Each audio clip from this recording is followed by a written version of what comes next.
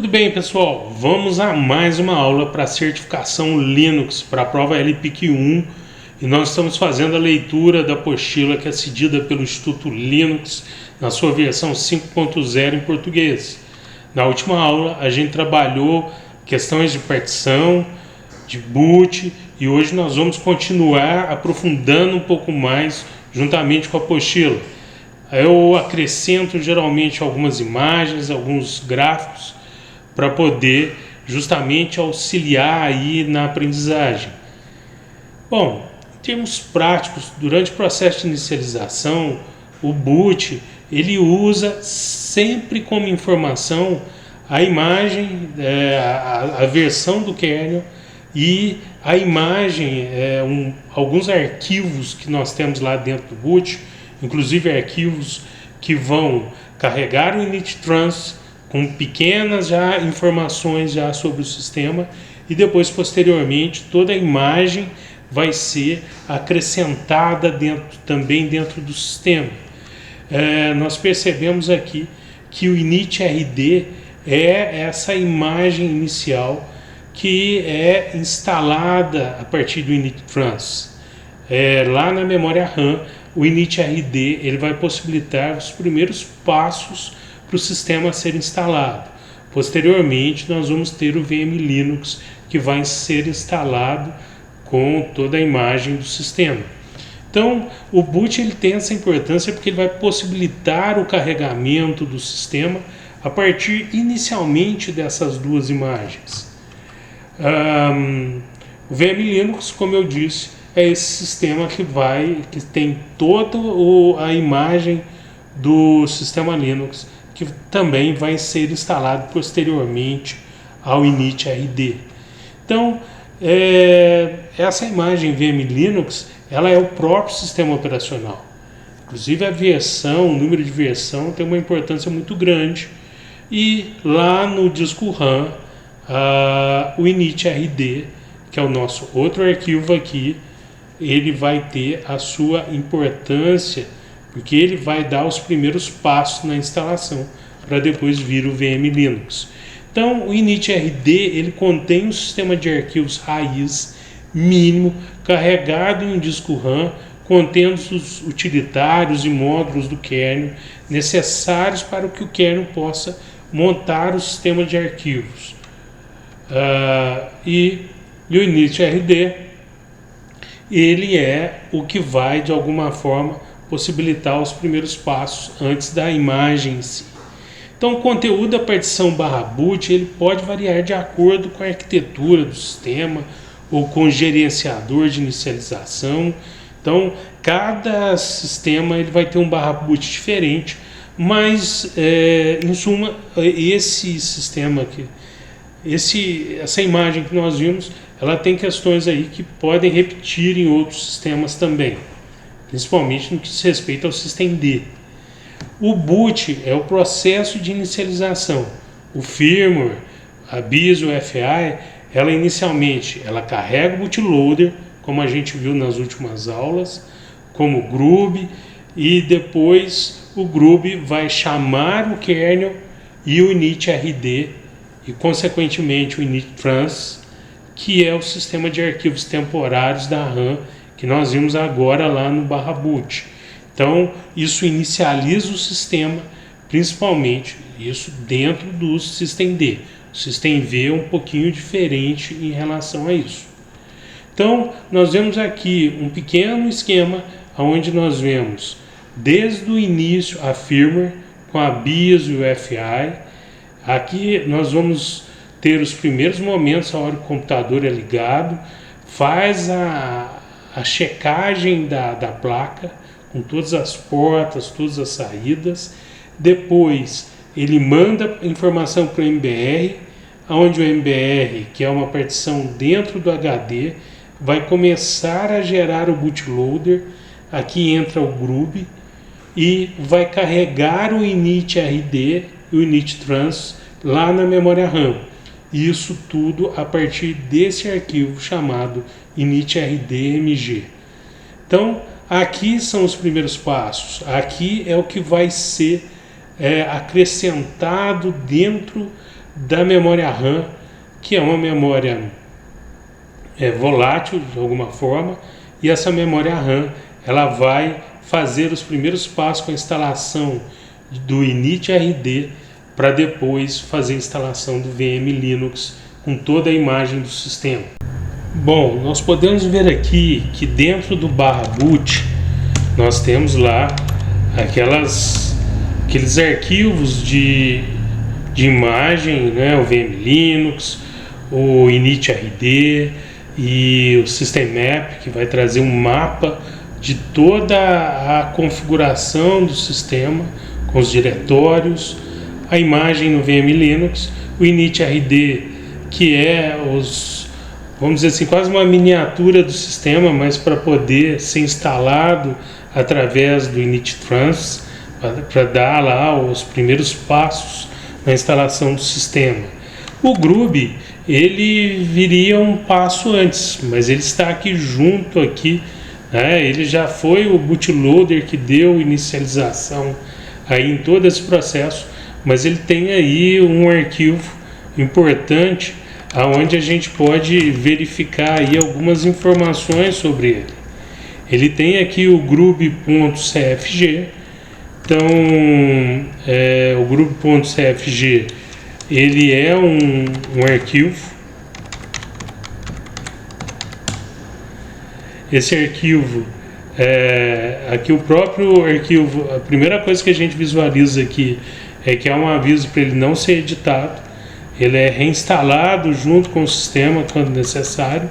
E aqui vocês veem aqui que tem informações, né, com if, tem um código aqui com if, e esse código ele traz aqui uma série de informações de dados para poder fazer com que o sistema seja instalado.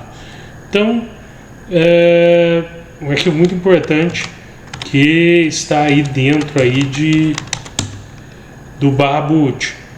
Para visualizar se o /boot ele está como um diretório separado ou se ele está junto, você pode dar um fdisk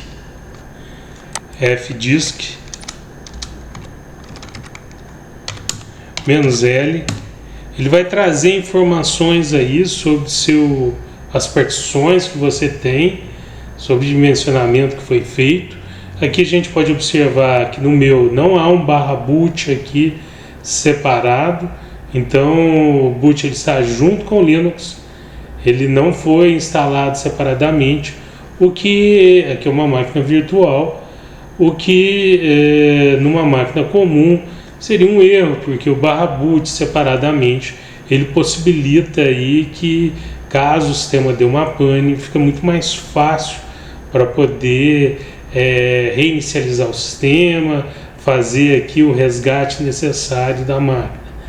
Nós temos memória estendida, nós temos swap, mas aqui deveria ter um /boot aqui antes do Linux. Isso é muito importante.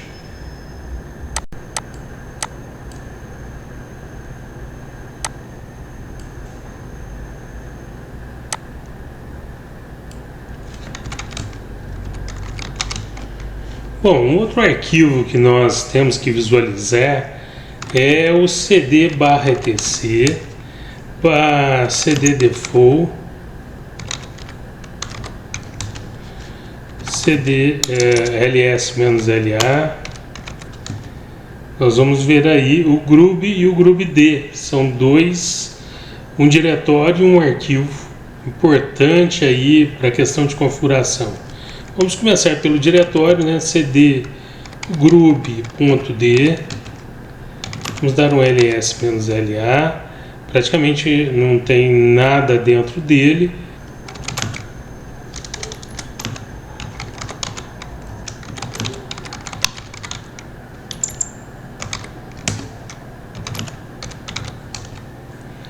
Vamos aí no arquivo grub.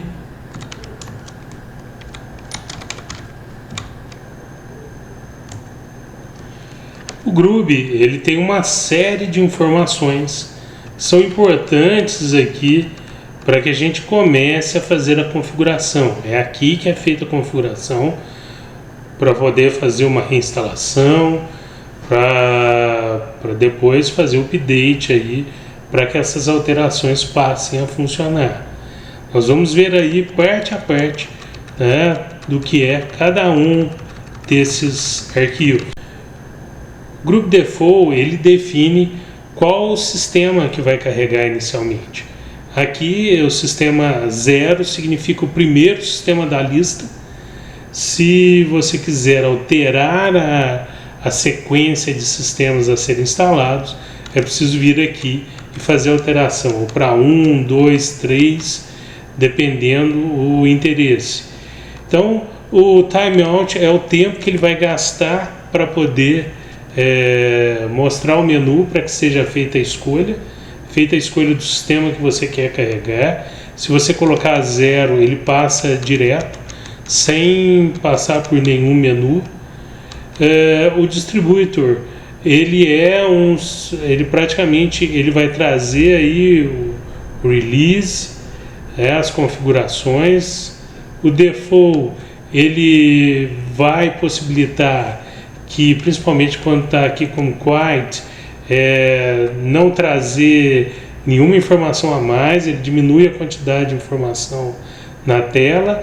O Grooves CMD-Line, ele é um diretório aqui, né, uma variável nova que você pode acrescentar informações que você queira. Nós vamos ver aqui que cada uma dessas configurações, dessas variáveis abaixo, elas também têm determinadas utilidades aí para quem vai utilizar o sistema. Bom, então nós vimos aqui que os arquivos /boot, /group, ou então /boot, /group cfg, eles servem aí como dados aí que são utilizados para carregar o sistema aí a respeito das informações do group. E nós vimos também, né, que geralmente não são alterados, eles são carregados à medida que as alterações são feitas lá no /etc. Então, até um aviso aí para não fazer edição nesse arquivo. Bom, o primeiro disco de um sistema geralmente é um dispositivo de inicialização, é o /boot, mas muitas vezes pode acontecer, né, vocês viram mesmo que no meu sistema ele não tem o /boot separado. Vocês dão aí o comando fdisk no sistema de vocês para verificar se tem. Geralmente numa máquina que é instalada, uma máquina, não uma máquina virtual, mas uma máquina comum, é necessário aí que o /boot esteja separado por uma questão de segurança. Então, o fdisk é aí o comando aí que você utiliza para visualizar essa situação. Bom, o Group 2 ele depende aí de uma série de configurações. Então, se a gente for observar aí, o arquivo ele é gerado automaticamente e não se recomenda editá-lo. Então, esse é o lado /boot. Então, no /boot, /group.cfg, não há edição. À medida que a gente faz a reinstalação, essas informações elas vão automaticamente. As configurações são feitas lá no /etc, /default, /group. Então, existem algumas opções no arquivo /etc, /default, /group que vão ser aí alteradas. Então, sempre que a gente der um cd /etc, entra lá em default e depois entra em group, nós vamos entrar aqui de frente com esse arquivo onde a gente tem o local onde a gente vai fazer as configurações necessárias para o group. Então, eu expliquei lá, né, o default ele serve para determinar aqui a sequência dos sistemas que estão para ser carregado. O timeout ele é o tempo que o menu vai durar na tela. O distributor ele é a release, ou seja, as informações, as configurações que vão ser carregadas. O groups cmd-line default ele vai dar um quiet aqui para não mostrar muita informação na hora que o sistema está sendo carregado. E o group cmd-line Linux é um espaço aqui, uma variável, onde a gente pode colocar informações específicas aqui sobre o próprio sistema. Então, lá a gente pode observar que ele avisa o que? Se fizer alguma mudança nesse arquivo, lá no default grub.d ou cfg, dependendo da versão que você usa, é preciso dar update para poder fazer a atualização dessas informações que você modificou no arquivo. E lá em info-f, né, você tem as configurações, o grub, info-f, grub-n, você tem as informações da documentação do grub. Então, aqui, group default é justamente para entrada de menu padrão, para inicialização. Caso você não fizer nada, o grub começa, ou seja, caso estiver com 0, ele começa com a entrada padrão, que é a primeira. Timeout é o tempo que o menu fica na tela, né? São os segundos aí de entradas do menu na tela. O default quiet justamente define os parâmetros que querem em situações padrão, ou seja, faz com que as informações fiquem restritas. O cmd-line Linux é para parâmetros adicionais que você precisa passar em casos específicos que não haja informação, que você precisa acrescentar alguma informação. Então, se a gente descer lá um pouquinho mais, nós vamos achar o grub disable iOS prober false.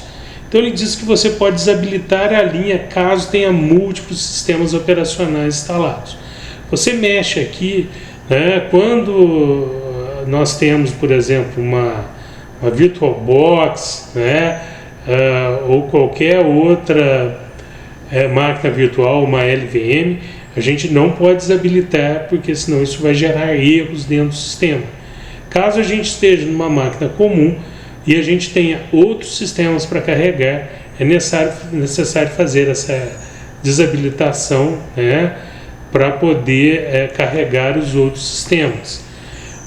Ao desativar o hashtag, nós habilitamos, né, nesse caso aqui do bad RAM, e inclusive tem esses números aqui, né, que são números de memória. Nós desabilitamos um filtro chamado bad RAM, e ele serve para contornar problemas quando a gente tem problemas de memória. Então, uma situação bem específica relacionada à questão de problemas de memória dentro do grub. E o Comment Disable Graphical Terminal, ele se desabilita e possibilita trabalhar somente com o terminal console. Se tirar aqui a tralha, o hashtag, nós vamos poder trabalhar somente com o console. Essa outra linha, que é o grub GFX Mode 640-480, ela trabalha a questão de resolução de tela do grub.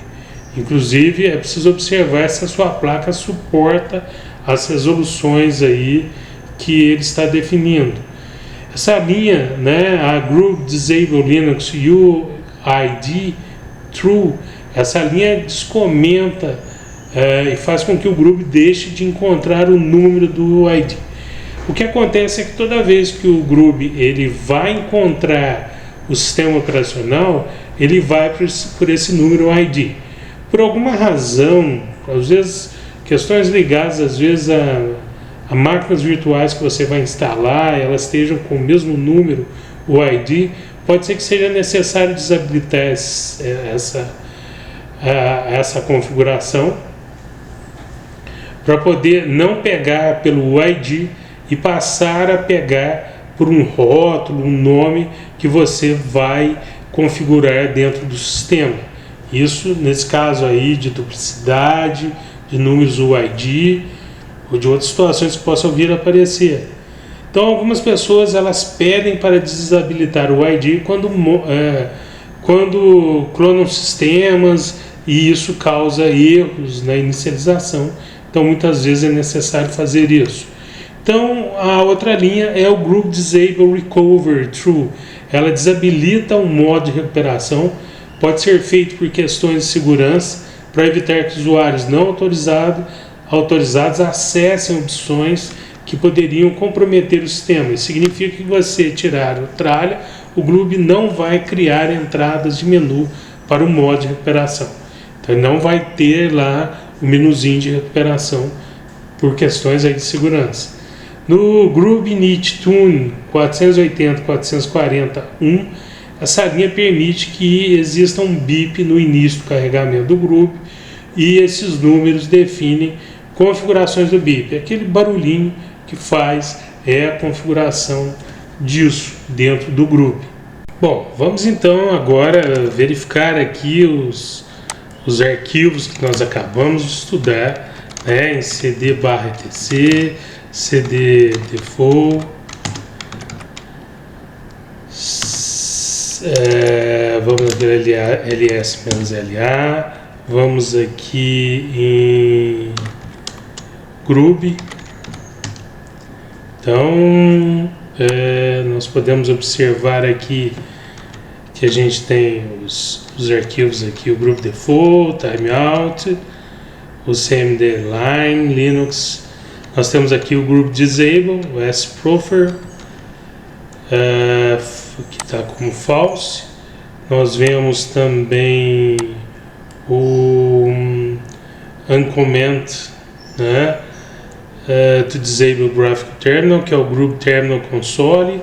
Nós temos o Grub GFX Mode 640/480, trabalha a questão das informações sobre as configurações de tela. O Grub Terminal, que vai trabalhar a questão do console.